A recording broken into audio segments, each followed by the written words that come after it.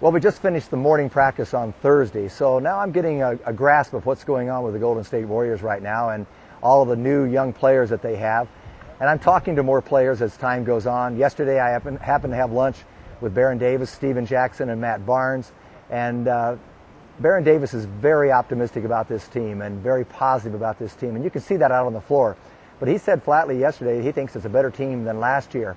And it sure is evident when they practice, because after practice last night, I was just blown away by the spirit, the camaraderie, the positive attitude all over the floor. And I was talking to Don Nelson at dinner, and I said, Don, that was a spirited practice. And he looked at me and said, I know. He said, the third day of training camp? Because this team, somehow you can see that they're not just trying to survive training camp. They are looking at a bigger picture and a bigger goal. And it's a direct connect to last year's success. It's a carryover effect that they're having. I've gone to every practice, and they're having joyous times in training camp. Let me tell you right now, when I suffered through training camp, it was awful. We're just trying to endure the process. One thing helps, though, that in my day we didn't have guaranteed contracts. So these players know they're going to be on the roster. They know they've got guaranteed jobs.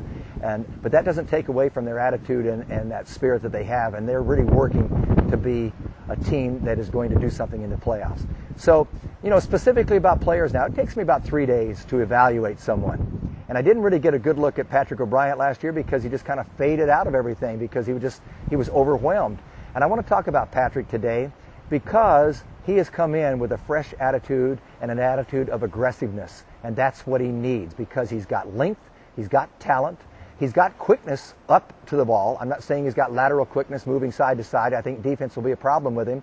But I can tell you right now, he's running the floor, he's in shape, and he is going after every ball, and he's making his impact felt. Don Nelson sees that. The sports writers who cover the Warriors are seeing that. The teammates are seeing that. I've talked to him a couple of times, and I just think it's very encouraging. You can compare Andris Biedrins when he came in his first year and didn't have much of an impact, but Andris did have that intangible that he had the killer instinct.